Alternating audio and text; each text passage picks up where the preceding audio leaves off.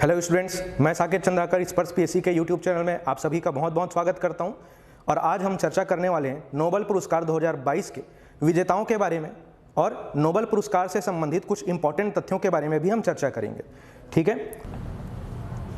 तो यहाँ पर स्क्रीन में आप देख पा रहे हैं कि नोबेल फाउंडेशन के द्वारा स्वीडन के वैज्ञानिक सर अल्फ्रेड नोबेल की याद में प्रतिवर्ष नोबेल पुरस्कार दिया जाता है। अल्फ्रेड नोबेल जी के बारे में अगर हम बात करें तो अल्फ्रेड नोबेल सर को डायनामाइट के आविष्कारक के रूप में याद किया जाता है। ठीक है, तो इनसे संबंधित ये तथ्य आप अवश्य ध्यान में रखिएगा कि इन्हें डायनामाइट के आविष्कारक के रूप में जाना जाता है।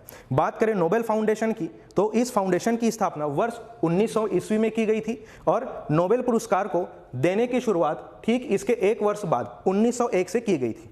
ठीक है, इसे विश्व का सर्वोच्च पुरस्कार माना जाता है और यह पुरस्कार किन्हें दिया जाता है? जिन्होंने पूर्ववर्ती वर्षों के दौरान मानव जाति को अधिकतम लाभ प्रदान किया हो। इससे संबंधित कुछ विशेष तथ्यों की अगर हम बात करें तो आपके मन में यह सवाल होगा कि सर इस पुरस्कार में दिया क्या जाता है? तो आपको याद रखना है कि इस पुरस्कार विजेता को पुरस्कार के रूप में एक स्वर्ण पदक, ठीक है, एक डिप्लोमा और एक मौद्रिक पुरस्कार दिया जाता है। क्लियर है? दूसरा इंपॉर्टेंट चीज, आपने जब भी विजेताओं का नाम पढ़ा होगा तो उसके सामने यह कभी नहीं लिखा होगा कि इस विभूति को या इस व्यक्ति को मरणोपरांत यह पुरस्कार दिया गया है, क्योंकि नोबेल पुरस्कार को मरणोपरांत नहीं दिया जा सकता है। यह तथ्य भी अपने आप में बहुत ही महत्वपूर्ण है। ठीक है, तीसरे इंपॉर्टेंट फैक्ट की अगर मैं बात करूं तो जब भी आपने एक से अधिक व्यक्तियों का एक ही पुरस्कार के अंतर्गत नाम पढ़ा होगा तो वो नाम आपको 3 से अधिक कभी दिखाई नहीं दिए होंगे। उसका कारण यह है कि इसमें प्रावधान यह बनाया गया है कि एक ही क्षेत्र में अगर आप साझा रूप से एक से अधिक व्यक्तियों को पुरस्कार दे रहे हैं तो ऐसे कंडीशन में अधिकतम आप 3 लोगों को यह पुरस्कार दे सकते हैं। यही तथ्य मैंने यहाँ पर लिखा हुआ है। ठीक है, इसे भी आप बिल्कुल ध्यान में रखिएगा। अब हम बात करते हैं पुरस्कार समारोह की। विजेताओं की घोषणा तो अभी हो गई है, लेकिन सवाल यह है कि क्या यह पुरस्कार इन्हें अभी ही दिया गया है? तो ऐसा बिल्कुल भी नहीं है। अभी सिर्फ पुरस्कारों की घोषणा की गई है। सभी विजेताओं को, या अगर मैं कहूँ कि 6 क्षेत्रों में यह पुरस्कार दिया जाता है तो शांति के क्षेत्र में जो भी नोबेल पुरस्कार विजेता है उन्हें छोड़कर बाकी सभी क्षेत्र के विजेताओं को यह पुरस्कार दिसंबर के माह में स्वीडन के स्टॉकहोम में आयोजित पुरस्कार समारोह में दिया जाएगा। ठीक है, अभी मैंने क्या कहा? शांति के क्षेत्र में जो विजेता है उन्हें छोड़कर, क्योंकि शांति के क्षेत्र में जो भी नोबेल पुरस्कार विजेता रहते हैं यह पुरस्कार उन्हें उसी दिन ही, ठीक है, किस दिन? जिस दिन नामों की घोषणा की जाती है उसी दिन ही नॉर्वे के ओस्लो में दिया जाता है। यह तथ्य आप यहां पर देख पा रहे हैं, है ना, कि शांति का जो नोबेल पुरस्कार है स्टॉकहोम समारोह में नहीं दिया जाता है, बल्कि विजेताओं को उसी दिन यह पुरस्कार कहां दिया जाता है? नॉर्वे के ओस्लो में। ठीक है, अब हम यह भी चर्चा कर लेते हैं कि यह पुरस्कार 6 क्षेत्रों में अगर दिया जाता है तो वो 6 क्षेत्र कौन कौन से हैं। ठीक है, तो जैसा कि आप स्क्रीन पर देख पा रहे हैं कि यह 6 क्षेत्र हैं। एक हो गया आपका मेडिसिन या साइकोलॉजी। ठीक है, मेडिसिन या साइकोलॉजी, तो इसे आप करेक्ट कर लीजिएगा, मेडिसिन और साइकोलॉजी। दूसरा है आपका फिजिक्स, तीसरा है केमिस्ट्री, चौथा है साहित्य यानी कि लिटरेचर, पांचवा दिया जाता है इकोनॉमिक्स के क्षेत्र में और छठवां दिया जाता है शांति के क्षेत्र में। ठीक है, तो इन 6 क्षेत्रों के विजेता कौन कौन है इसके बारे में हम चर्चा करेंगे। यहां पर उससे पहले एक और चर्चा हम कर लेते हैं। यहां पे आप देख पा रहे हैं कि अर्थशास्त्र और शांति, ये इन दो नामों को मैंने अलग कलर किया हुआ है। इसका एक खास कारण है। जब शुरुआत में, जैसे कि हमने चर्चा किया, वर्ष 1901 से इस पुरस्कार को देने की घोषणा की गई थी, उस समय अर्थशास्त्र के क्षेत्र में यह पुरस्कार नहीं दिया जाता था। तो सवाल यह बनता है कि सर इस पुरस्कार को देने की शुरुआत किस वर्ष से की गई थी? तो यहाँ पे आप देख पा रहे हैं कि अर्थशास्त्र के पुरस्कार को वर्ष 1968 से दिया जा रहा है। दूसरा यहाँ पे सर शांति के क्षेत्र के नाम को आपने अलग क्यों रखा हुआ है, जिसके बारे में मैंने अभी ही आपसे चर्चा किया कि इन 5 क्षेत्रों के पुरस्कार विजेताओं को पुरस्कार कब दिया जाता है? दिसंबर के माह में। कहाँ दिया जाता है? स्टॉकहोम में। स्टॉकहोम कहाँ पे है? स्वीडन में। वहाँ जो पुरस्कार समारोह आयोजित किया जाता है वहाँ दिया जाता है। बल्कि शांति के क्षेत्र में जो भी पुरस्कार विजेता रहते हैं उन्हें उसी दिन ही यह पुरस्कार कहाँ दिया जाता है? नॉर्वे के ओस्लो में। ठीक है, तो ये सारे तथ्य आप हमेशा ध्यान में रखिएगा। अब इसके बाद हम बात करते हैं कि इस वर्ष के नोबेल पुरस्कार विजेता कौन कौन है। ठीक है, तो स्क्रीन पर आप इन सभी का नाम यहां पे देख पा रहे हैं। तो सबसे पहले हम बात करेंगे चिकित्सा के क्षेत्र में नोबेल पुरस्कार विजेता की। ठीक है, चिकित्सा के क्षेत्र में इस वर्ष यह पुरस्कार जीता है किन्होंने? स्वांते पाबो ने। ठीक है, किन्होंने जीता है यह पुरस्कार? स्वांते पाबो ने। और इस नाम को आपको याद कैसे रखना है इसके बारे में भी हम थोड़ी सी चर्चा करेंगे। हालांकि अगर आप अच्छे तरीके से कॉम्पिटिटिव एग्जाम की तैयारी कर रहे हैं तो ज़्यादा ट्रिक्स वगैरह में भरोसा मैं नहीं करता हूं, नहीं सलाह देता हूं, लेकिन नोबेल पुरस्कार विजेता का नाम आपको ज़्यादा से ज़्यादा 1 साल तक याद रखना है। उसके बाद अगले वर्ष फिर इसके विजेताओं के नाम क्या हो जाएंगे, बदल जाएंगे। तो इसके लिए आप बिल्कुल ट्रिक का इस्तेमाल कर सकते हैं। तो यहाँ पे आप देखिए चिकित्सा है ना, मतलब कि कौन सा क्षेत्र हो गया आपका, मेडिसिन। मेडिसिन का उपयोग आप क्यों करते हैं, स्वस्थ होने के लिए। तो यहाँ पे आप लिख दीजिए भाई स्वास्थ्य, ठीक है। अब यहाँ पे भी स्व है और इनके नाम में भी स्व है, तो स्वस्थ से आप याद रख सकते हैं स्वांथे, ठीक है। क्या याद रख सकते हैं, स्वांते पाबो। अब इनके देश का नाम कैसे याद रखना है, इनका नाम कहां से शुरू होता है, एस से शुरू होता है, और स्वीडन भी जो है कहां से शुरू हो रहा है, एस से शुरू हो रहा है। तो चिकित्सा से आपको क्या ध्यान में रखना है, चिकित्सा मतलब कि मेडिसिन। मेडिसिन क्यों उपयोग किया जाता है, स्वस्थ होने के लिए किया जाता है। तो स्वस्थ का स्व और स्वांते का स्व क्या कर रहे हैं, मैच कर रहे हैं, और स्वांते के एस से आप उनका देश क्या ध्यान रख सकते हैं, स्वीडन। तो ये एक तरीका हुआ याद रखने का, ठीक है। दूसरे पुरस्कार की अगर हम बात करें तो दूसरा पुरस्कार हम लोग चर्चा करेंगे अभी किसके बारे में, रसायन के क्षेत्र में। समझ में आया किसके बारे में, रसायन के क्षेत्र में हम बात करेंगे। तो यहां पे आप पुरस्कार विजेताओं का नाम देख लीजिए, ठीक है। अब इन्हें याद रखने के तरीके के बारे में मैं आपको पहले बताता हूं।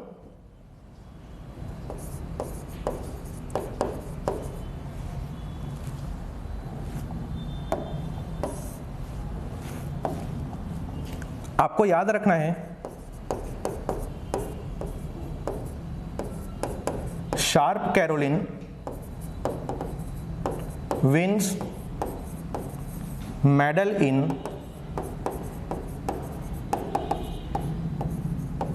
केमिस्ट्री। क्या याद रखेंगे आप, sharp Caroline wins medal in chemistry. ये लाइन आपको ध्यान में रखना है। तो शार्प से आपको क्या याद रखना है, बैरी शार्पलेस, ठीक है। शार्प से आप क्या ध्यान में रखेंगे, बैरी शार्पलेस। कैरोलिन से आपको क्या ध्यान में रखना है, कैरोलिन बर्टोजी, ठीक है। और मेडल से आपको क्या ध्यान रखना है, मॉर्टन मेल्डन, ठीक है। तो इस प्रकार से इसको आप याद रखने की कोशिश कर सकते हैं। साथ ही आपको यह भी ध्यान में रखना है कि कैरोलिन बर्टोजी और बैरी शार्पलेस किस देश से बिलोंग करते हैं, अमेरिका से। और उसके अलावा जो मॉर्टन मेल्डन है ये कहां से बिलोंग करते हैं, डेनमार्क से। थोड़ी सी चर्चा हम इनके बारे में भी कर लेते हैं कि इन तीनों को यह पुरस्कार क्यों दिया गया है, ठीक है। तो एक कीवर्ड आप याद में रखिएगा, क्लिक केमिस्ट्री। Click chemistry. और यहां पे आप देख सकते हैं कि अणुओं का एक साथ विखंडन का तरीका विकसित करने के लिए इन तीनों को क्या दिया गया है, केमिस्ट्री में नोबेल पुरस्कार। तीसरे की अगर हम चर्चा करें तो तीसरा हम चर्चा करेंगे कि भौतिकी के क्षेत्र में इस वर्ष नोबेल पुरस्कार किन्हें दिया गया है, ठीक है। तो भौतिकी के क्षेत्र में नोबेल पुरस्कार विजेताओं का नाम याद रखने के लिए आपको ध्यान में रखना है एक शब्द, clown alien is roaming in cycle. क्या ध्यान में रखेंगे आप, clown alien is roaming in cycle, ठीक है। अब जो तरीका हमने डेवलप किया है उससे इन नामों तक हम कैसे पहुंचेंगे उसके बारे में अगर हम बात करें तो यहां पे आप देख पा रहे हैं एलियन, ठीक है। तो यहां से आपको ध्यान में रखना है एलन एस्पेक्ट, ठीक है। क्या ध्यान में रखेंगे, एलियन से एलन एस्पेक्ट। क्लाउन से आपको क्या ध्यान में रखना है, क्लाउजर, है ना। क्लाउन के क्लाउ से आपको क्या ध्यान में रखना है, क्लाउजर। तो एक नाम यहां से आपको याद हो जाएगा, जॉन क्लाउजर, ठीक है। और जो साइकिल है यहां पे, है ना, साइकिल से आप क्या याद रखेंगे, साइलिंगर। तो यहां पे जो तीन नाम हैं जिन्होंने इस वर्ष भौतिकी के क्षेत्र में नोबेल पुरस्कार जीता है, एक बार हम पढ़ लेते हैं। एलन एस्पेक्ट जो कि कहां से हैं, फ्रांस से हैं, ठीक है। एंटन साइलिंगर कहां से हैं, ऑस्ट्रेलिया से हैं। और जॉन क्लाउजर कहां से बिलोंग करते हैं, अमेरिका से बिलोंग करते हैं। और सेंटेंस हमने क्या बनाया हुआ है इनका नाम याद रखने के लिए, clown alien is roaming in cycle, ठीक है। अब जब भी आपने फिजिक्स का अध्ययन किया होगा तो साइकिल का जो पहिया रहता है उससे संबंधित प्रश्न आपने जरूर सॉल्व किए होंगे। तो साइकिल से आप फिजिक्स में पहुंचिएगा और उसके बाद में जो आपका सेंटेंस फॉर्मेशन है उसको यूज करके आप कहां तक पहुंच सकते हैं, इस वर्ष के इस क्षेत्र में पुरस्कार विजेताओं के नाम पर, ठीक है। और अगर हम इस बारे में चर्चा करें कि इन्हें यह पुरस्कार क्यों दिया गया है तो यहां पे आप देख पा रहे हैं उप परमाणु कणों के व्यवहार पर क्वांटम मैकेनिक्स में प्रगति के लिए, ठीक है। तो कुछ इस तरीके से आपको इन सभी के नाम और ये जो पुरस्कार विजेता है किस देश से संबंधित है ये अवश्य ध्यान में रखना है, ठीक है। आगे हम चर्चा करेंगे साहित्य, अर्थशास्त्र और शांति के क्षेत्र में इस वर्ष यह पुरस्कार किन्होंने जीता है, ठीक है। तो कुछ इसी तरीके से हम इसको याद रखने की कोशिश करते हैं। तो यहाँ पे चौथे नंबर पे आप देख पा रहे हैं साहित्य यानी लिटरेचर के क्षेत्र में यह पुरस्कार किन्होंने जीता है, तो आपको ध्यान में रखना है एनी बुक फ्रॉम फ्रांस। ठीक है, क्या ध्यान में रखेंगे? एक सेंटेंस आप एनी बुक फ्रॉम फ्रांस। अब यहां से आप साहित्य तक कैसे पहुंचेंगे? देखिए, बुक मतलब कि क्या? साहित्य। बुक मतलब कि क्या? साहित्य। तो किसकी बात कर रहे हैं हम? साहित्य के क्षेत्र की। यहां पे क्या लिखा हुआ है? एनी, और नाम भी यही है एनी। ठीक है, तो अनी अर्नो को साहित्य के क्षेत्र का क्या दिया गया है? पुरस्कार दिया गया है। और ये किस देश से बिलोंग करते हैं? फ्रांस से बिलोंग करते हैं। ठीक है, तो ये काफी आसान था। 5वें नंबर की अगर हम बात करें तो 5वां है हमारा अर्थशास्त्र के क्षेत्र में यह पुरस्कार किन्हें दिया गया है? तो यहाँ पे आपको फिर से 3 नाम दिखाई दे रहे हैं। अधिकतम आप 3 नाम ही क्यों देख पाते हैं, इसके बारे में मैंने अभी थोड़ी देर पहले आपसे चर्चा किया हुआ था। तो अर्थशास्त्र के क्षेत्र में जो भी पुरस्कार विजेता हैं उनका नाम याद रखने के लिए आपको एक सेंटेंस ही ध्यान रखना है, और वो है big diamond are ban in economy. क्या याद रखना है आपको? Big diamond are ban in economy. Economy मतलब कि क्या? अर्थशास्त्र। अब देखिए यहां पे क्या लिखा हुआ है? बिग। तो यहां पे भी क्या लिखा हुआ है? विग। तो यहां से आपको एक नाम ध्यान में रखना है, फिलिप डायबोविग। ठीक है, उसके बाद में यहां पे क्या लिखा हुआ है? डायमंड। तो यहां से आप बिल्कुल ध्यान में रख सकते हैं किनका नाम? डगलस डायमंड का नाम। और उसके बाद में यहां पे क्या लिखा हुआ है? एक शब्द बैन। तो यहां पे लिखा हुआ है बैन एस बर्नान के। ठीक है, तो एक सेंटेंस सिर्फ आपको ध्यान में रखना है। मैं फिर से आप सभी के लिए रिपीट कर देता हूं कि अर्थशास्त्र के क्षेत्र के पुरस्कार विजेताओं का नाम अगर आपको ध्यान में रखना है तो आप सेंटेंस क्या ध्यान में रखेंगे? Big diamond are ban in economy. ठीक है, मेरे साथ साथ आप इसको कहीं पे नोट कर लीजिएगा। ठीक है, और ये तीनों किस देश से हैं? अमेरिका से हैं।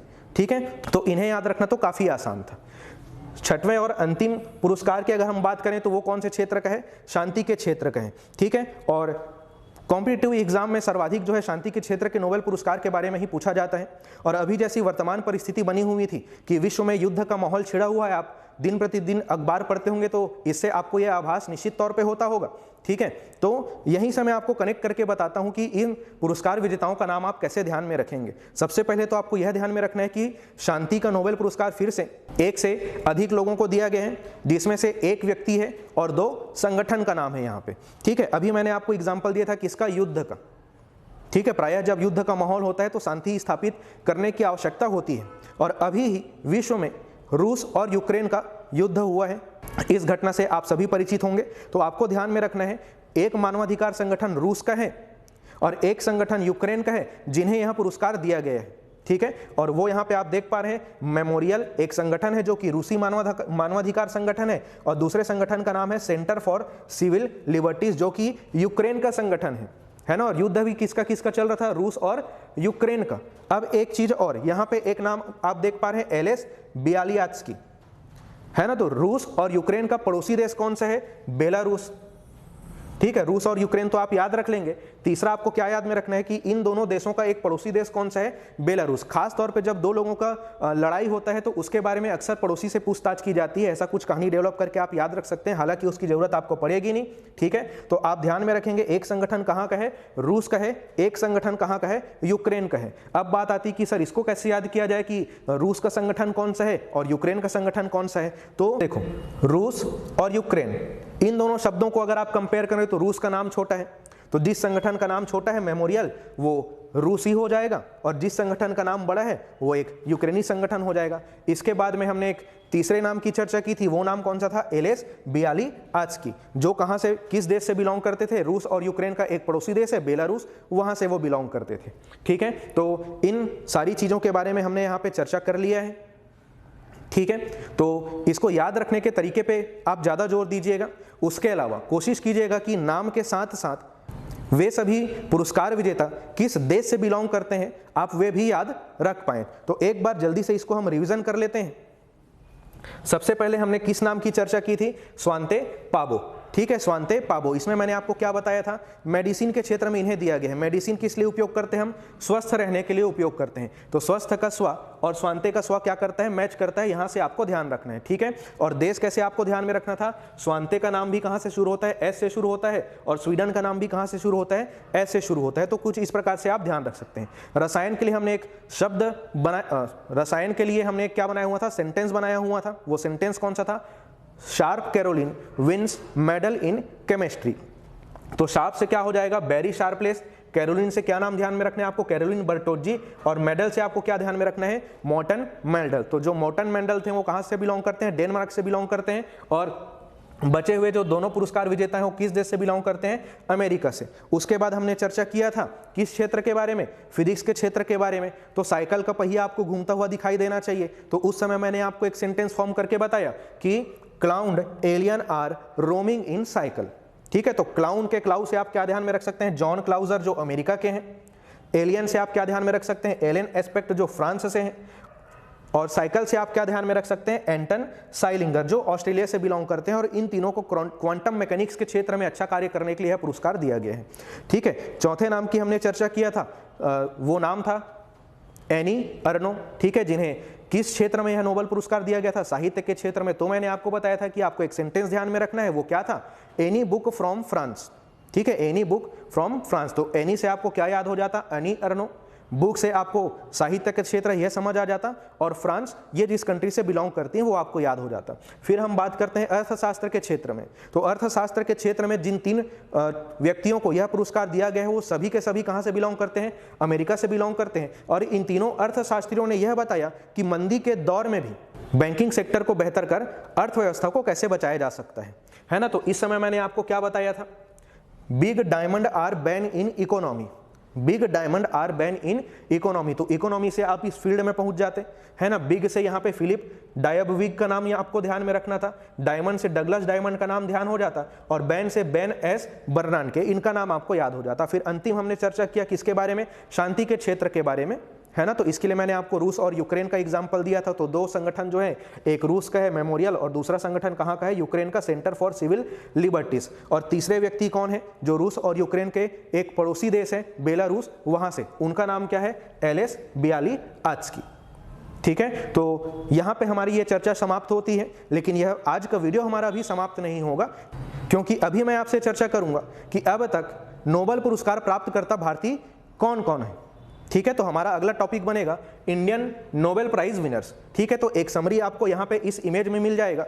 और आगे बढ़ने से पहले मैं आप सभी को बता दूं कि पिछले वीडियो में मैंने आपसे चर्चा किया था छत्तीसगढ़िया ओलंपिक के बारे में। तो काफ़ी विस्तृत चर्चा उसमें हमने किया हुआ था आप सभी से, और आप सभी का रिस्पॉन्स भी काफ़ी अच्छा रहा था, ठीक है। तो जिन सभी अभ्यर्थियों ने हमें इस वीडियो से ज्वाइन किया हुआ है, वो डिस्क्रिप्शन में दिए गए लिंक से इसके पहले बनाए गए वीडियो छत्तीसगढ़िया ओलंपिक के बारे में अवश्य जानकारी लें, ठीक है। चलिए हम अपने इस टॉपिक के चर्चा को आगे बढ़ाते हैं, और इसमें सबसे पहले हम देखेंगे कि सबसे पहले भारतीय कौन थे जिन्हें नोबेल पुरस्कार दिया गया। तो बात है वर्ष 1913 की, ठीक है, और वो नाम है गुरु रविंद्रनाथ टैगोर।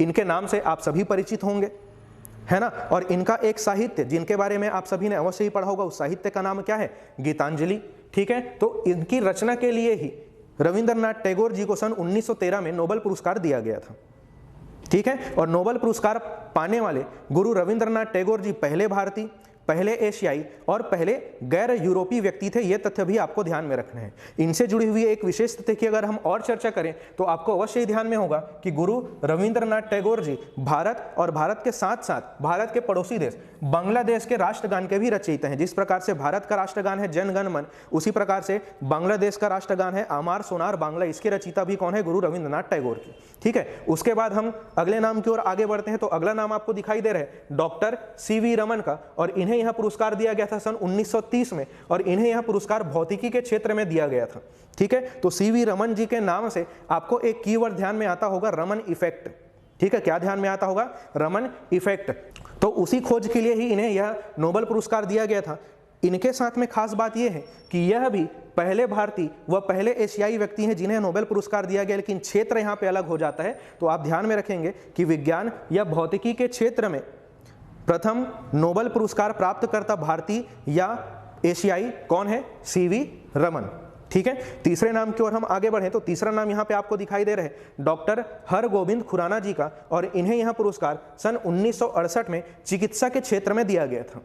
ठीक है, और इन्हें यह पुरस्कार क्यों दिया गया था? जेनेटिक कोड और उसकी प्रोटीन सिंथेसिस में भूमिका को अच्छे से बताने के लिए। ठीक है, चौथे नाम की अगर हम चर्चा करें तो चौथा नाम आपको दिखाई दे रहे हैं, और वो नाम अपने आप में विशेष है क्योंकि उनके साथ में एक विशेष तथ्य जुड़ा हुआ है, और वो तथ्य यह है कि जिस प्रकार से गुरु रविंद्रनाथ टैगोर जी पहले भारतीय थे नोबेल पुरस्कार प्राप्त करने वाले, उसी प्रकार से मदर टेरेसा भी पहली भारतीय महिला थी जिन्हें नोबेल पुरस्कार प्राप्त हुआ था। ठीक है, क्या ध्यान में रखना है?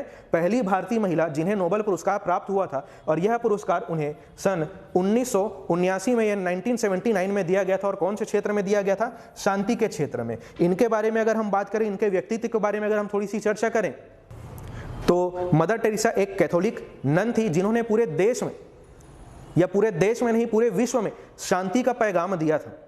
ठीक है, और सेवा भाव से विश्व में या किसी देश में शांति स्थापित करने के लिए ही इन्हें शांति के नोबेल पुरस्कार से नवाजा गया था। कौन से ईयर में? 1979 में। इसके अलावा आपको ध्यान में रखना है कि गरीबों के लिए खास तौर पे इन्होंने एक संस्था की स्थापना की थी, और उस संस्था का नाम है मिशनरीज ऑफ चैरिटी। ठीक है, उस संस्था का नाम क्या है? Missionaries of charity. इसकी स्थापना भी मदर टेरेसा के द्वारा ही किया गया था। ठीक है, तो ये 4 नामों की चर्चा हम कर चुके हैं। 4 नामों के ऊपर में चर्चा करना और बाकी रह गया है, तो ये 5वां नाम यहाँ पे आपको दिखाई दे रहा होगा। ठीक है, और 5वां नाम आपको दिखाई दे रहा है सुब्रमण्यम चंद्रशेखर जी का। ठीक है, तो वर्ष 1983 में सुब्रमण्यम चंद्रशेखर जी को भौतिकी के क्षेत्र में नोबेल पुरस्कार दिया गया था। ठीक है, और यह पुरस्कार उन्हें क्यों दिया गया था? सितारों के संरचना और विकास संबंधी शोध के लिए। ठीक है, तो ये हो गया, तो ये चीज आप ध्यान में रखिएगा। 6वें नाम की अगर हम चर्चा करें तो इनके बारे में आप सभी ने अवश्य सुना होगा। यह नाम है भारत के प्रसिद्ध अर्थशास्त्री अमर्त्य सेन जी का, और इन्हें सन 1998 में अर्थशास्त्र के क्षेत्र में नोबेल पुरस्कार दिया गया था। और इनके साथ में खास बात यह है कि लोक कल्याण अर्थशास्त्र के क्षेत्र में नोबेल पुरस्कार पाने वाले ये पहले अर्थशास्त्री बने थे। 7वें नाम की अगर हम चर्चा करें तो 7वां नाम यहाँ पे आपको दिखाई दे रहे हैं वेंकटरमन रामाकृष्णन जी का, जिन्हें वर्ष 2009 में रसायन के क्षेत्र में नोबेल पुरस्कार दिया गया था। ठीक है, और यह पुरस्कार इन्हें क्यों दिया गया था? राइबोसोम की संरचना और कार्यप्रणाली को समझाने के लिए। 8वें और अंतिम नाम की अगर हम चर्चा करें तो ये नाम भी अपने आप में काफी प्रसिद्ध है। इनके बारे में लगातार अखबारों में विशेष खबरें आते रहती है, और यह नाम है कैलाश सत्यार्थी जी का, और इन्हें वर्ष 2014 में शांति के क्षेत्र में नोबेल पुरस्कार दिया गया। जैसे ही कैलाश सत्यार्थी जी का नाम ध्यान में आता है, बच्चे और उनका बचपन आपके दिमाग में जरूर चित्रित होता होगा। ठीक है, तो इनके द्वारा बचपन बचाओ आंदोलन की शुरुआत की गई थी। वैसे अगर हम देखें तो पेशे से ये एक इंजीनियर थे, लेकिन बाद में ये शिक्षा के क्षेत्र में आगे बढ़े। ठीक है, और इन्होंने क्या शुरुआत किया था? यहाँ पे आप देख पा रहे हैं बचपन बचाओ आंदोलन। ठीक है, और एक लाइन जो मैंने यहाँ पे लिखा हुआ है काफी ज्यादा विशेष है। वो लाइन है, बच्चों को बाल मजदूरी और बंधुआ मजदूरी से मुक्ति दिलाकर कैलाश सत्यार्थी जी ने भारतीय संविधान के अनुच्छेद 24 की रक्षा की थी, और इसीलिए ही इन्हें क्या दिया गया था? वर्ष 2014 में शांति के क्षेत्र का नोबेल पुरस्कार दिया गया था। ठीक है, तो ये 8 भारतीय हैं जिन्हें अब तक नोबेल पुरस्कार दिया जा चुका है। ठीक है, तो इसे आपको अवश्य ही ध्यान में रखना है। उनका नाम आपको ध्यान में रखना जरूरी है। उनके साथ में कुछ जो विशेष तथ्य हैं वो क्या है, उनको ध्यान में रखना जरूरी है। जैसे कि अगर आपको पूछेगा कि पहले भारतीय कौन थे या पहले एशियाई कौन थे जिन्हें नोबेल पुरस्कार दिया गया था, तो आपको नाम ध्यान में रहना चाहिए गुरु रविंद्रनाथ टैगोर जी का। उनके साथ में उनका साहित्य गीतांजलि ध्यान में रहना चाहिए। और एक विशेष तथ्य आपको और बता दूं कि गुरु रविंद्रनाथ टैगोर जी ने यह पुरस्कार सीधे नहीं लिया था। इनका जो नोबेल पुरस्कार है वो ब्रिटेन के राजदूत ने लिया था, और बाद में यह पुरस्कार इन्हें दिया गया था। तो ये चीज भी इनसे जुड़ी हुई है। दूसरा, अगर हम बात करें कि विज्ञान या भौतिकी के क्षेत्र में पहले भारतीय कौन है जिन्हें नोबेल पुरस्कार दिया गया था, तो आपको ध्यान में आना चाहिए रमन इफेक्ट, और वहां से आपको नाम क्या ध्यान आएगा? डॉक्टर CV रमन का। तीसरे इंपॉर्टेंट फैक्ट की अगर हम बात करें कि पहली भारतीय महिला कौन थी जिन्हें नोबेल पुरस्कार दिया गया, तो आपको नाम ध्यान में आना चाहिए शांति का पैगाम देने वाली मदर टेरेसा के बारे में। ठीक है, और इन्होंने एक संस्था की स्थापना की थी, उसका नाम क्या है? मिशनरीज ऑफ चैरिटी, ये नाम है ना। एक व्यक्ति है जिन्हें बच्चों के बचपन की सुरक्षा के लिए नोबेल पुरस्कार दिया गया था, वो नाम क्या है? डॉक्टर कैलाश सत्यार्थी। ठीक है, तो ऐसे कुछ विशेष नाम है। डॉक्टर अमर्त्य सेन जी का नाम भी आपको ध्यान में रखना है, क्योंकि लोक कल्याण अर्थशास्त्र में यह पुरस्कार पाने वाले वो प्रथम अर्थशास्त्री बने। तो ये सब विशेष तथ्य हैं जो आपको अवश्य ही ध्यान में होना चाहिए। तो दोस्तों आज की चर्चा हमारी यहीं पर समाप्त होती है ना। आने वाले वीडियो में मैं आपसे चर्चा करूंगा छत्तीसगढ़ के चर्चित मुख्यमंत्री मितान योजना के बारे में, ठीक है। उससे पहले मैं आप सभी को बता दूं कि आप हमसे हमारे सोशल मीडिया प्लेटफॉर्म पर भी जुड़ सकते हैं, ठीक है। और हमारे सारे प्लेटफॉर्म्स की जानकारी यहाँ पे आपको स्क्रीन पर दिखाई दे रही है। दोस्तों अगर आपको इस वीडियो का निःशुल्क पीडीएफ चाहिए तो स्क्रीन पर दिए गए इन व्हाट्सएप नंबर से भी आप पीडीएफ को प्राप्त कर सकते हैं। इसके अलावा डिस्क्रिप्शन में दिए गए टेलीग्राम लिंक से भी आप इस वीडियो का पीडीएफ प्राप्त कर सकते हैं। इसके अलावा है ना, आपकी कॉम्पिटिटिव एग्जाम की तैयारी के दौरान में सबसे इंपॉर्टेंट आपके लिए होता है करेंट अफेयर, है ना, जिसे आप समसामयिकी खबर कहते हैं। तो अखबारों के माध्यम से डेली करेंट अफेयर्स पढ़ने के लिए और साथ ही साथ रोजाना 25 क्वेश्चन का निःशुल्क क्विज सॉल्व करने के लिए आप डिस्क्रिप्शन में दिए गए हमारे टेलीग्राम लिंक से जुड़ सकते हैं। और इसी प्रकार के परीक्षोपयोगी तथ्यों से परिपूर्ण वीडियोस को देखते रहने के लिए आप हमारा YouTube चैनल भी सब्सक्राइब करके रखिए। इसके अलावा अगर आपको इसी प्रकार अन्य तथ्यों की जानकारी जो है चाहिए तो आप हमसे फेसबुक के माध्यम से भी जुड़ सकते हैं, ठीक है। तो दोस्तों आज के वीडियो को हम यहीं पे समाप्त करते हैं। मैं जल्द मिलूंगा आपसे अगले वीडियो में, तब तक के लिए धन्यवाद।